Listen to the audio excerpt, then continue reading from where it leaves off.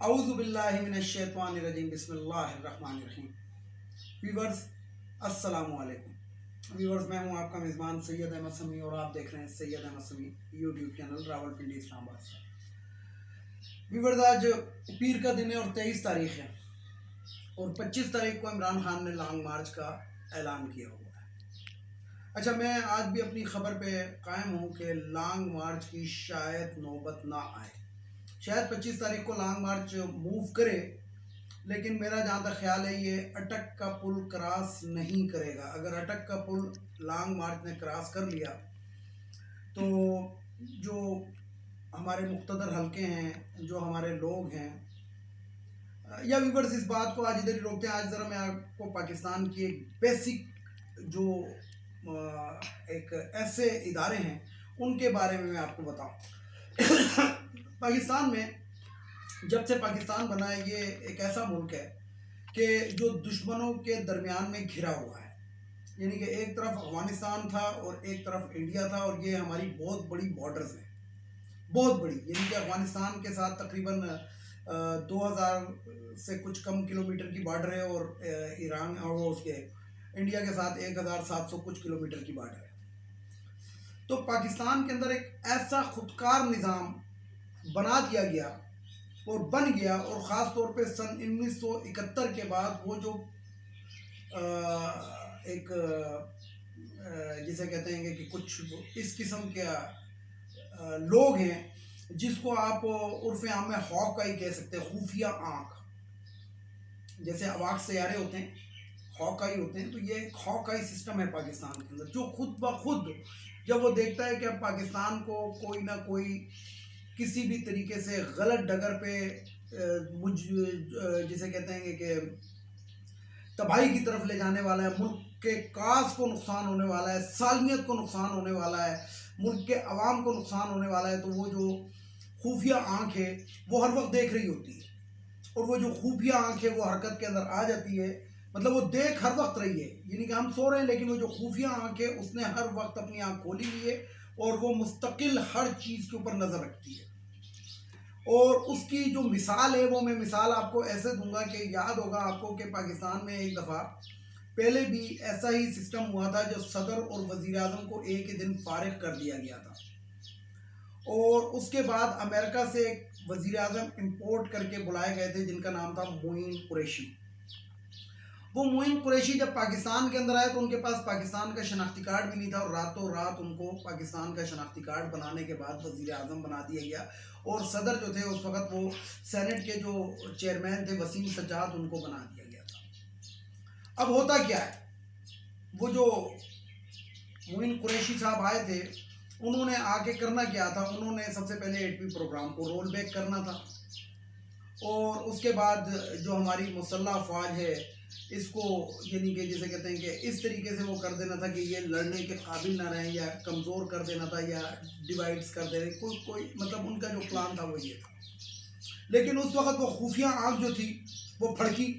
और फड़कने के बाद 5 से 7 दिन जब उनको हलफ उठाए हुए थे मोइन कुरैशी को, तो उनको टीवी पे आके ये बयान देना पड़ा कि पाकिस्तान की सालमियत के लिए पाकिस्तान का एटमी प्रोग्राम बहुत ज़रूरी है। और उसके बाद वो जो 6 महीने मोइन कुरैशी साहब ने गुजारे, तो वो जो खुफिया आँख थी, जो खुफिया लोग थे, उन्होंने उनको राइट लेफ्ट फड़कने नहीं दिया, क्योंकि वो जो लोग हैं वो ये बता देते हैं कि पाकिस्तान से वापसी का सफ़र बहुत मुश्किल हो जाता है, यहाँ से कहीं और ही फिर चला जाता है। इसकी एक मिसाल और दूंगा। ज़ियाउल हक साहब के दौर के अंदर अमरीकी सफ़ीर जो था, क्योंकि ज़ियाउल हक ने एक ऐसी जंग लड़ी थी अफ़गानिस्तान के अंदर रशिया के ख़िलाफ़, तो उन्होंने अमरीकी सफ़ीर को कहा हुआ था कि आपने डायरेक्ट मुजाहिदीन से नहीं मिलना, वो लिंकेज बिटवीन मुजाहिदीन और वो जो है वो मैं। लेकिन होता क्या है कि एक अमरीकी सफ़ीर जो होते हैं वो अपनी कार के अंदर निकलते हैं, और निकलने के बाद वो KPK जो उस वक्त सुबह सरहद कहलाता था उसकी तरफ वो गाड़ी जो है वो बड़ी स्पीड्स के साथ जाती है। उसी वक्त वो जो खुफिया आँख होती है वो ज़ियाउल हक को कान में जाके कोई सरगोशी कर देती है, वो जो खुफिया आँखें। اور ضیاء الحق صاحب جو تھے اس وقت موبائل کا تو دور تھا نہیں، تو ضیاء الحق صاحب جو ہوتے ہیں وہ اٹک چیک پوسٹ کے اوپر فون کر کے کہتے ہیں کہ جب امریکی سفیر کی گاڑی ادھر پہنچے تو اس کو روک لیا جائے اور مجھ سے فون پہ بات کرائے۔ جب امریکی سفیر کی گاڑی وہاں پہ پہنچتی ہے تو اس کو روک لیا جاتا ہے، اور روکنے کے بعد جب صدر پاکستان سے بات کرائی جاتی ہے تو صدر پاکستان ان کو یہ الفاظ کہتے ہیں کہ اگر آپ افغانستان طالبان کے مجاہدین سے ملنے کے لیے جا رہے ہیں تو وہیں سے کسی طیارے میں بیٹھ کے امریکہ چلے جانا، پاکستان واپس مت آنا۔ اور وہیں سے پھر اٹک سے ہی وہ امریکی سفیر کی گاڑی واپس مڑتی ہے، اور اسلام آباد تک وہ جو خفیہ آنکھ ہوتی ہے وہ اس کو اوپر نظر رکھتی ہے، اور خفیہ آنکھ جو ہوتی ہے اس کو دوبارہ امریکی سفارت خانے کے اندر جب تک اندر بند نہیں کر دیتی، وہ خفیہ آنکھ جو ہوتی ہے وہ اس کے اوپر بالکل جسے کہتے ہیں کہ ساکت رہتی ہے۔ اب یہی ہوا کہ ریجیوم چینج ایک چلا، لیکن اس کے بعد ہماری عدالتیں بھی رات کو کھلی، اور پاکستان کے ادارے جو تھے بالواسطہ یا بلا واسطہ ان کے ساتھ شامل ہوئے، اور چوروں کی حکومت، امپورٹڈ حکومت مسلط کر دی گئی۔ اس کے اندر ایک ایسا شخص بھی جو 24-25 افراد کا قاتل ہے، رانا ثناء اللہ نامی ڈرگ فروش، ہیروئن فروش، وہ جو ہے وزیر داخلہ بن جاتا ہے، اور وہ چور وزیر اعظم بن جاتا ہے کہ جس کے چپڑاسی کے اکاؤنٹ میں لاکھوں کروڑوں روپے آتے ہیں، اور ایف آئی اے جو ہے وہ اس کے اوپر فرد جرم عدالت نے عائد کرنی ہوتی ہے، لیکن وہ 2 سے 3 دن پہلے جو ہے وہ وزیر اعظم بن جاتا ہے۔ اب کیا ہوتا ہے کہ جب پاکستان کی سالمیت کے خلاف جب وہ شروع ہوتے ہیں کہ انڈیا کے ساتھ فوراً معاہدہ کیا جاتا ہے کہ اب غیر مشروط طور پہ کہ کشمیر کاس کو آپ سائڈ پہ رکھیں، آپ ہمارے ساتھ تجارت کھولیں، اسی طرح 2-4 وہ جو حرکتیں کرتے ہیں اپنے مقدمات ختم کرانے کے لیے، یہ وہ، اور پاسپورٹ راتوں رات ایشو ہوتے ہیں، ای سی ایل سے ہزاروں سینکڑوں لوگوں کے نام نکل جاتے ہیں، تو وہ جو خفیہ آنکھ ہے جو ان کے اوپر نظر اس نے رکھی ہوتی ہے، وہ جو خفیہ آنکھ ہے وہ دوبارہ حرکت میں آتی ہے، اور جب وہ دوبارہ حرکت میں آتی ہے تو 5 ہفتے ہوئے ہیں اس حکومت کو آئے ہوئے، اور 5 ہفتے کے اندر آپ دیکھنا شروع کریں، ان 5 ہفتوں کو آپ مانیٹر کریں تو 3 ہفتے تک ان کا طوطی بولنے لگا تھا، اور باقی کے 2 ہفتے وہ جو خفیہ آنکھ تھی اس نے ان کو پنجرے میں بند کرنا شروع کر دیا۔ تو یہ کچھ بات تھی جو میں آپ کو بتانا چاہتا ہوں، وہ خفیہ آنکھ میں نے بھی آج تک نہیں دیکھی، لیکن بہرحال میں اس کی حقیقت کو اس لیے تسلیم کرتا ہوں کہ میں بھی پاک فوج کا حصہ کسی دور میں رہا ہوں، اور میں اب ریٹائرڈ زندگی بسر کر رہا ہوں، اور میں آج میرے بڑے لوگوں سے رابطے ہوئے جس میں کرنل، بریگیڈیئر رینک کے لوگ تھے، کموڈور تھے، کچھ ریئر ایڈمرل بھی تھے، تو میں ان سے فون پہ بات کر رہا تھا، تمام کے تمام اس ٹائم عمران خان کے ساتھ کھڑے ہیں، اور ہر حالت میں کھڑے ہیں، اور ان کی فیملیاں تو باقاعدہ جسے کہتے ہیں کہ ٹیک 1 اسٹیپ ٹو دا فارورڈ، وہ ان کے ساتھ مزید آگے ہیں۔ پشاور کے اندر آج قصہ خوانی بازار اور چوک فوارے کے اندر عمران خان نے ایسے سڑکوں پہ نکالا ہے گھومنے پھرنے کے لیے، ایک جمع غفیر وہاں پہ جمع ہو گیا، اور ویورز میں آپ کو بتاؤں کہ میرا خود واسطہ تعلق جو ہے، میں کے پی کے کا رہنے والا ہوں، پشاور میری جنم بھومی ہے، پشاور کے اندر عمران خان کو ہاتھ لگانا تو دور کی بات ہے، کوئی اس کی طرف بری نظر سے بھی نہیں دیکھ سکتا، کیونکہ وہاں کے دلوں کے اوپر وہاں کے لوگوں نے عمران خان کو لیڈر کہنا چھوڑ دیا ہے، وہاں کے لوگوں نے عمران خان کو مرشد کہنا شروع کر دیا۔ اچھا، جو لوگ کہتے تھے کہاں ہے نیا پاکستان، تو وہ دیکھیں یہ ہے نیا پاکستان، دس از کال نیو پاکستان، کہ اب چور کو سرعام چور کہا جا رہا ہے، قاتل کو سرعام قاتل کہا جا رہا ہے، جو امپورٹڈ حکومت ہم پہ مسلط کی گئی تھی اس کو امپورٹڈ کہا جا رہا ہے، امریکہ کی آنکھوں میں آنکھیں ڈالی جا رہی ہیں، مقتدر حلقے جو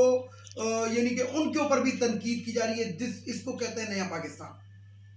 نہیں تو آج سے پہلے آپ یہ سوچ ہی نہیں سکتے تھے کہ اہل شریف کے بارے میں کوئی بات کرے۔ تو بات یہ ہے کہ اب آتے ہیں ذرا لانگ مارچ کی جانب، تو لانگ مارچ 25 تاریخ کو میں پھر اپنی خبر پہ قائم ہوں کہ اس کی شاید نوبت نہ آئے، کیونکہ خفیہ آنکھ جو ہے وہ پوری طرح بیدار ہے، اور اس نے مقتدر حلقوں کو پیغام دے دیا ہے، وہ جو خودکار نظام ہے پاکستان کے اندر، یہ خودکار نظام ہے، اور اس نظام سے کوئی انکار نہیں کر سکتا، اور آپ دیکھیں گے کہ کل سپریم کورٹ سے بھی شاید کوئی اسی بارے میں فیصلہ آ جائے کہ پرامن مارچ ہے،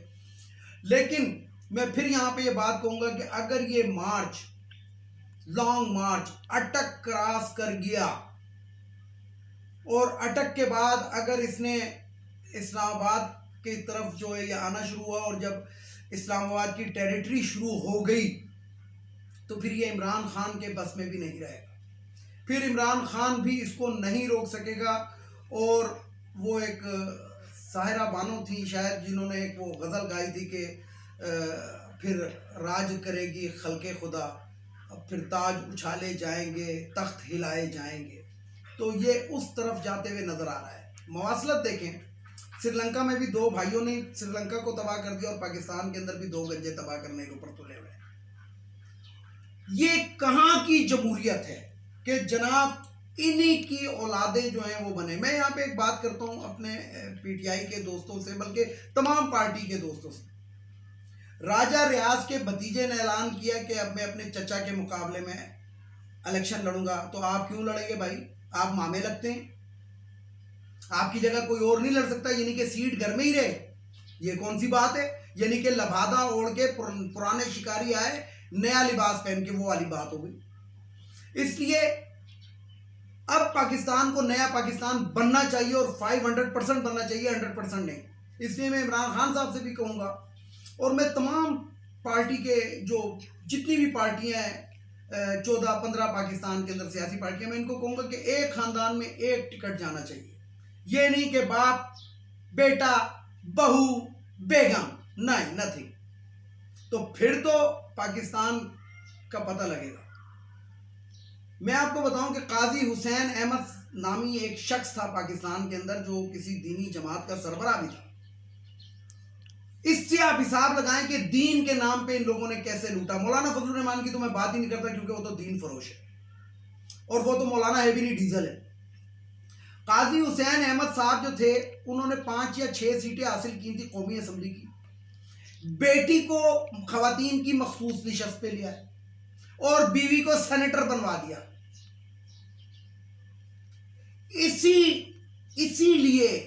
اسی لیے اس طرح کے دین فروشوں، اس طرح کے دینی لوگوں کے لیے وہ ماتھر ایک ہندو تھا، جو ان کا پادری تھا، وہ پادری کہہ رہا ہوں، کیا کہتے ہیں کہ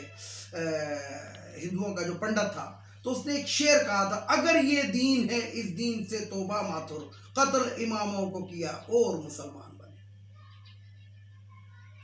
یعنی آپ اندازہ لگائیں کہ منہ پہ، چہرے پہ سنت رسول اتنی بڑی بڑی رکھ لیں گے، اور جناب شلواریں جو ہیں وہ ٹخنوں سے اوپر کر لیں گے، سر پہ کراکل کی ٹوپی گرمی میں بھی پہن لیں گے، لیکن کر کیا رہے ہوں گے؟ 2 نمبری۔ اس سے تو بہتر پھر جو سب سے بہتر جو اسلام اس ٹائم مجھے نظر آ رہا ہے، ہم کسی کے ماضی میں نہیں جاتے، لیکن جو ان تمام کے جو لوگ ہم نے دیکھے ہیں اپنی زندگی کے اندر، جو اسمبلیوں میں بیٹھے ہوئے اسلامی لوگ، ان سے بہتر اسلام اگر نظر آ رہا ہے تو مجھے تو میرا خیال ہے عمران خان میں نظر آ رہا ہے، کہ وہ ریاست مدینہ کی بات کرتا ہے۔ حالانکہ ریاست مدینہ جو تھی وہ بھی تقریباً 12-13 سال کے اندر وجود میں آئی تھی، کوئی ایک دن میں نہیں بن گئی تھی، لیکن ہم تو 4 دن کے اندر یا 4 سال کے اندر مانگنا چاہتے ہیں۔ تو بہرحال میں آپ کو ایک خبر دے دوں، خبر یہ ہے کہ خفیہ آنکھ حرکت میں آ چکی ہے، اور یہ جو شہباز شریف کی حکومت ہے یہ چند گھنٹوں کی مہمان رہ گئی ہے، اور چند گھنٹے اب کب پورے ہوتے ہیں، لیکن یہ بہرحال کنفرم ہے کہ 25 تاریخ کو لانگ مارچ جو ہے وہ شاید اٹک کا پل کراس نہ کرے، اور اس سے پہلے ہی یہ پیا گھر صدا جائے گی۔ ویڈیو کو لائک کریں، شیئر کریں، سبسکرائب کریں، بیل آئیکن کے بٹن کو ضرور دبائیں تاکہ میری نیکسٹ ویڈیو آپ کو مل سکے۔ اس کے ساتھ ہی اجازت چاہتا ہوں تمام دیکھنے والے سننے والوں کو۔ اللہ حافظ، اور آخر میں وہی نعرہ، پاکستان زندہ باد۔